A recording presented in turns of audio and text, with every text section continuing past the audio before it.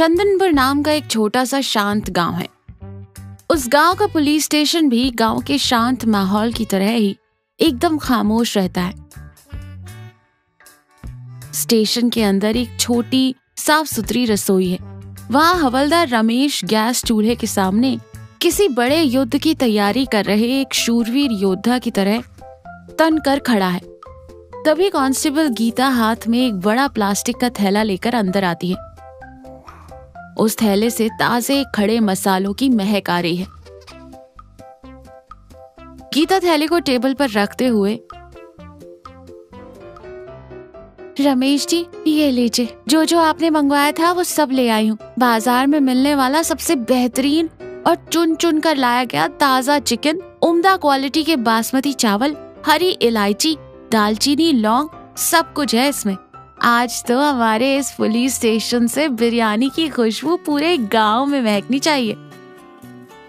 रमेश थैले से मसाले को निकालकर उनकी खुशबू सूंघते हुए, अरे गीता मैडम, आप इस रमेश के हाथों के जादू को बहुत कम आंक रही हैं।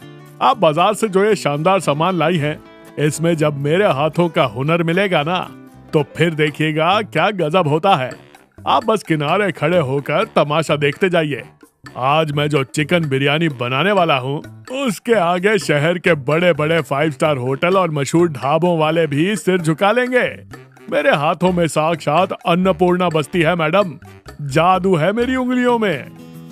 चुटकी लेते हुए कहती है, ठीक है, आपकी बातों के महल तो मैं अच्छी तरह जानती हूँ, लेकिन जरा खाना बनाते समय होश में रहिएगा रमेश जी। पिछली बार की तरह मुट्ठी भर भर के लाल मिर्च और मसाले मत उड़ेल दीजिएगा। खाकर सबके पेट में आग लग गई थी। मसालों का हाथ थोड़ा हल्का ही रखिएगा। और हाँ, एक और जरूरी बात, इस बिरयानी के चक्कर में अपनी ड्यूटी मत भूल जाना।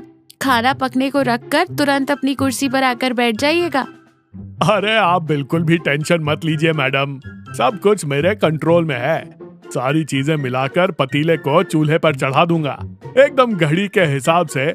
ठीक है, 1 घंटे में बिरयानी दम पर पक जाएगी। मैं उसे बिल्कुल धीमी आंच पर छोड़कर बाहर आकर ड्यूटी पर बैठ जाऊंगा, और उसके बाद जब ढक्कन खुलेगा ना, आहा, कसम से जन्नत के नजारे दिखेंगे। पुलिस स्टेशन के पिछले हिस्से में बनी जेल की कोठरी दीवार के ऊपरी हिस्से में बनी एक छोटी सी खिड़की से आ रही हल्की सी रोशनी के अलावा वहाँ सिर्फ गहरा अंधेरा और एक अजीब सी उदासी छाई है। करण अपने दोनों घुटनों के बीच सिर छुपाए बहुत ही मायूस बैठा है, जैसे अंदर ही अंदर रो रहा हो। सूरज करण के कंधे पर बहुत प्यार से हाथ रखते हुए, क्या बात है रे करण, सुबह से देख रहा हूँ ऐसे एक कोने में दुबक कर मुंह लटकाए बैठा है। एक शब्द भी नहीं बोला तूने। हुआ क्या है? इस जेल की दीवारों को देखकर डर लग रहा है क्या? या फिर सुबह जो उन्होंने वो बिना नमक वाली पानी वाली दाल और पत्थर जैसी सख्त रोटियां दी थी, वो पेट में हजम नहीं हुई? करण अपना सिर धीरे से उठाता है। उसकी आंखें रो रो कर लाल हो चुकी हैं। आज मेरा जन्मदिन है सूरज भाई। जब मैं छोटा था ना, तो हर साल आज के दिन मेरे घर में किसी बड़े त्योहार जैसा माहौल होता था। मेरी माँ सुबह सूरज निकलने से पहले उठ जाती थी। उसे पता था कि मुझे क्या पसंद है, इसलिए वो पसीने में तर होकर भी अपने हाथों से मेरे लिए खीर, गर्मा गर्म पूरियां और दुनिया का सबसे स्वादिष्ट खाना बनाती थी। आज इसी अंधेरी कोठरी में जेल की उन सूखी और कड़क रोटियों को देखकर मुझे मेरी माँ का चेहरा याद आ रहा है भाई। माँ के हाथों का खाना याद करके मेरे प्राण तड़प रहे हैं। अरे मेरे पागल भाई, बस इतनी सी बात के लिए रो रहा है? पहले अपने ये आंसू पोंछ। माना कि हमारी किस्मत खराब थी, हमने कुछ गलतियां की और उसकी वजह से आज हम इस जेल में सड़ रहे हैं। लेकिन तू मेरा सबसे जिगरी दोस्त है यार। क्या मैं तेरे जन्मदिन को इस घुटन भरी कोठरी में उन सूखी रोटियों के साथ ऐसे ही उदासी में खत्म होने दूंगा? ऐसा मैं हरगिज नहीं होने दूंगा। तो क्या करेगा? क्या कोई जादू करके किसी शहर के बड़े होटल से खाना मंगवाएगा? भाई ये पुलिस की जेल है, हमारी नानी का घर नहीं। बाहर से किसी को बुलाने या मंगवाने की कोई जरूरत ही नहीं है। दावत यहीं होगी, इसी जेल की कोठरी में होगी। फिर वो चारों तरफ नजर घुमाकर यकीन करता है कि कोई सुन तो नहीं रहा, और फिर अपनी आवाज बिल्कुल फुसफुसाहट में बदल देता है। तुझे एक बात पता है? वो जो मोटा हवलदार रमेश है ना, वो आज रसोई में कोई बहुत ही स्पेशल चिकन बिरयानी बना रहा है। वो देसी घी और बुने हुए मसालों की महक जो हवा में तैरते हुए हमारी कोठरी तक आ रही है, क्या तूने उस पर ध्यान नहीं दिया? महक आने से क्या फायदा भाई? क्या महक सूंघने से पेट भरता है? वो खाना उन मोटे पुलिस वालों के लिए ही तो है। हमें कौन खिलाने वाला है यहाँ? तू बस नजारा देखता जा। पिछले 2 हफ्तों से मैं एक मास्टर प्लान पर काम कर रहा हूँ। तूने ध्यान दिया है? हमारी कोठरी के उस कोने में फर्श की एक ईंट और एक टाइल थोड़ी सी ढीली है। रात के समय जब सब सो जाते थे तब मैंने अपनी स्टील की प्लेट के किनारे से उस ईंट को धीरे धीरे खिसकाया और वहां से खुदाई करते करते ठीक रसोई के चूल्हे के नीचे तक एक छोटी सी सुरंग बना ली है। और सुबह होने से पहले मैं उस ईंट को वापस ऐसे रख देता था कि किसी को शक भी ना हो। क्या बकवास कर रहा है? तेरा दिमाग खराब हो गया है क्या? तूने जेल के अंदर सुरंग खोद दी? अगर गलती से भी पुलिस वालों को इसकी भनक लग गई ना तो हमें मार मार कर हमारी खाल उधेड़ देंगे। मुझे बहुत डर लग रहा है। अरे डरपोक कहीं के, कुछ नहीं होगा। किसी को कुछ पता नहीं चलेगा। हमारी किस्मत देख, उस रमेश हवलदार ने बिरयानी पकने के लिए ठीक उसी जगह रखी है जहाँ मेरी सुरंग खुलती है। तू फटाफट उठ और अपने टिफिन और प्लेट तैयार कर। आज तो बिरयानी की पार्टी होगी। रसोई घर में रमेश एक बड़े से एल्युमिनियम के पतीले में बिरयानी को दम पर लगाता है। पतीले के अंदर की भाप बाहर ना निकले इसके लिए वो ढक्कन के किनारों पर गूंदा हुआ आटा चिपकाता है और ऊपर एक भारी पत्थर रख देता है। वाह रमेश बाबू वाह, क्या खुशबू उठ रही है। मेरे तो अपने ही मुंह में पानी आ रहा है। अब इसे अंदर तक पूरी तरह से पकने में कम से कम आधा घंटा और लगेगा। तब तक मैं बाहर जाकर स्टेशन पर बैठता हूँ, कहीं कोई चोर उचक्का ना आ जाए। रमेश बड़े गुरूर से मुस्कुराता है और रसोई से बाहर चला आता है। अब रसोई बिल्कुल सुनसान है। बाहर टंगी दीवार घड़ी की टिक टिक की आवाज साफ सुनाई दे रही है। अचानक चूल्हे के नीचे वाली जमीन की एक लकड़ी की टाइल धीरे से ऊपर की तरफ उठती है। उस छोटे से छेद के नीचे गुप्त अंधेरी सुरंग दिखाई देती है। उस अंधेरे में सूरज का एक हाथ धीरे से बाहर आता है। उसके हाथ में एक लंबी सी बांस की पतली डंडी है जिसके सिरे पर स्टील का एक बड़ा सा चम्मच मजबूत धागे से बांधा गया है।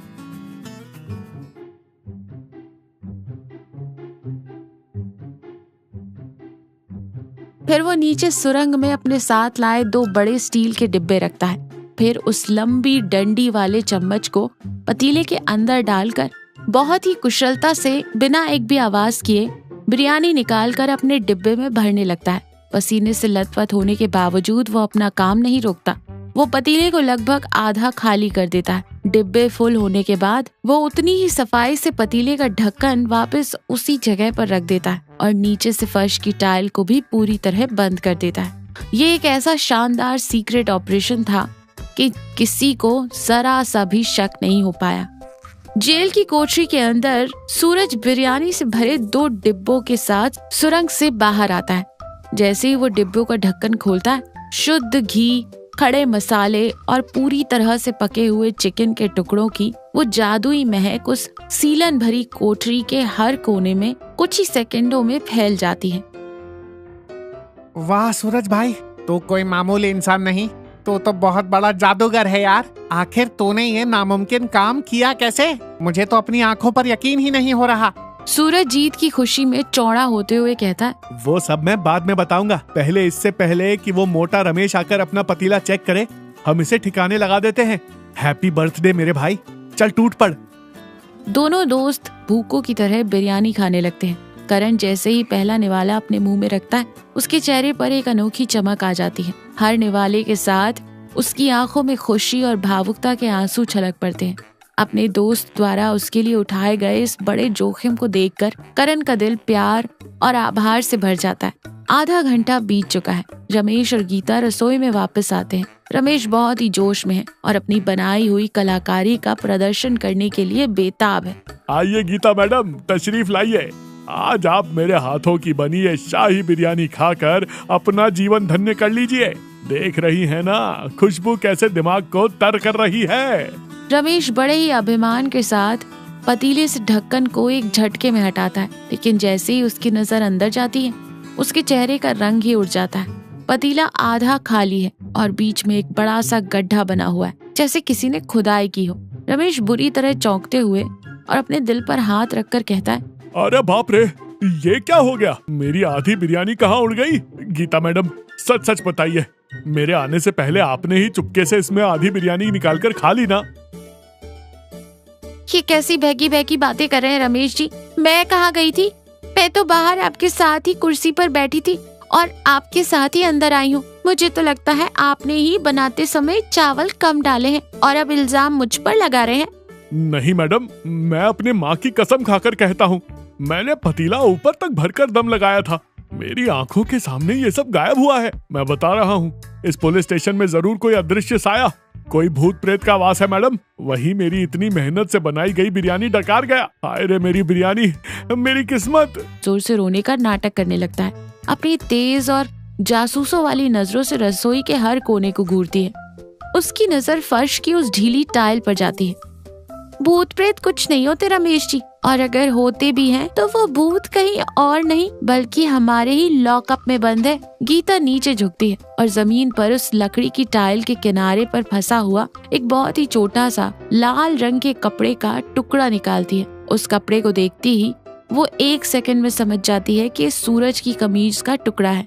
उसे पूरी कहानी समझ आ जाती है। मुझे समझ आ गया रमेश जी कि ये बिरयानी खाने वाला भूत आखिर कहाँ से प्रकट हुआ था। आप चुपचाप मेरे पीछे पीछे आइए, लेकिन याद रहे आपके जूतों की जरा भी आवाज नहीं आनी चाहिए। देखते हैं वहाँ क्या चल रहा है। गीता और उसके पीछे गुस्से में आग बबूला होता हुआ रमेश दोनों दबे पांव जेल के सेल के बाहर जाते हैं। वे एक दीवार के पीछे छुपकर खड़े हो जाते हैं और अंदर सूरज और करण के बीच चल रही बातचीत को चुपचाप सुनते हैं।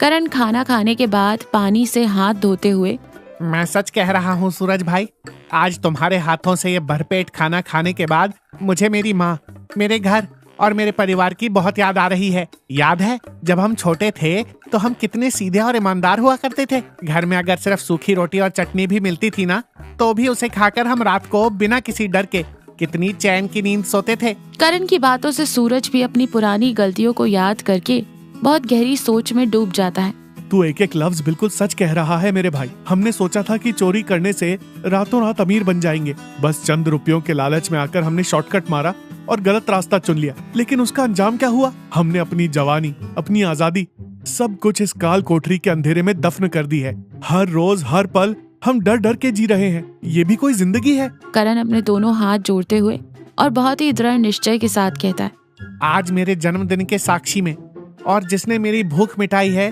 उस अन्न देवता की कसम खाकर आज मैं एक बहुत बड़ा फैसला ले रहा हूँ। यहाँ से अपनी सजा पूरी करके बाहर निकलने के बाद मैं अपनी पूरी जिंदगी में कभी चोरी नहीं करूंगा, कभी किसी का हक नहीं मारूंगा। अगर मुझे दिन भर कड़ी धूप में पत्थर तोड़कर मजदूरी भी करनी पड़ी ना, तो मैं वो कर लूंगा, लेकिन सिर्फ मेहनत और ईमानदारी की कमाई की रोटी ही खाऊंगा। मैं अपनी माँ का वो खोया हुआ सम्मान वापस लाऊंगा और एक अच्छा बेटा बनकर दिखाऊंगा। मैं भी तेरे साथ हूँ करण। आज और इसी पल से इस चोरों वाली घटिया जिंदगी को हम हमेशा के लिए दफना देंगे। जब हम यहाँ से बाहर जाएंगे तो एक नई, साफ सुथरी और इज्जतदार जिंदगी की शुरुआत करेंगे। सर उठाकर जिएंगे मेरे भाई, सर उठाकर। सेल के बाहर खड़ी गीता और रमेश बिना हिले डुले सब सुन रहे थे। उनकी ये बातें सुनकर अंदर से पूरी तरह पिघल जाता है। उसकी पुलिस की वर्दी के अंदर छिपा एक इंसान जाग जाता है और उसकी आंखों की कोर भी गीली हो जाती है। वो आंसू पोंछते हुए बहुत धीमी आवाज में गीता से कहता है, मैडम, इन कमीनों ने मेरी इतनी मेहनत से बनाई गई बिरयानी चुराई है। मैं अभी अंदर जाकर इन दोनों की ऐसी मरम्मत करूंगा कि इनकी पुश्तें याद रखेंगी। मुझे बेवकूफ बनाते हैं। छोड़ दीजिए रमेश जी, अब आपको अंदर जाकर उन पर अपनी लाठी बरसाने की कोई जरूरत नहीं है। हमारी पुलिस की ये सख्त लाठियां और इस जेल की ये मजबूत दीवारों ने जो काम इतने महीनों से नहीं कर पाया, वो काम आज आपके हाथ की बनी उस बिरयानी ने कर दिखाया। उन्हें अपनी गलती का एहसास हो गया। उन्हें उनकी सबसे बड़ी सजा और भविष्य के लिए एक सही रास्ता दोनों ही आज मिल गए। चलिए हम दोनों यहाँ से चलते हैं। गीता और रमेश बिना एक शब्द बोले वहाँ से चले जाते हैं। जेल की कोठरी के अंदर करण और सूरज जमीन पर लेट जाते हैं। इतने दिनों से उनके चेहरे पर जो सजा का डर और भविष्य की चिंता थी, वो पूरी तरह से गायब हो चुकी है। अब उनके चेहरों पर एक अजीब सा सुकून, एक गहरी शांति और एक नई उम्मीद दिखाई दे रही है। उस रात उन्होंने सिर्फ एक स्वादिष्ट बिरयानी का ही मजा नहीं लिया था, बल्कि अपनी जिंदगी का सबसे बड़ा और कभी ना भूलने वाला सबक सीख लिया था। उनके मन अब एक नई और उज्जवल सुबह का स्वागत करने के लिए पूरी तरह से तैयार थे। तो देखा, इंसान के अंदर पनपने वाले बुरे विचार और उसके द्वारा की गई गलतियां कभी भी स्थायी नहीं होती। कभी कभी जिंदगी में मिलने वाली एक छोटी सी खुशी या अपनों से जुड़ी कोई गहरी याद भी इंसान के दिल को इतनी गहराई से छू सकती है कि वो उसे हमेशा हमेशा के लिए एक अच्छा, सच्चा और ईमानदार इंसान बना दे। पश्चाताप की भावना और खुद को सुधारने की शुरुआत किसी भी पल, किसी भी उम्र और किसी भी जगह हो सकती है।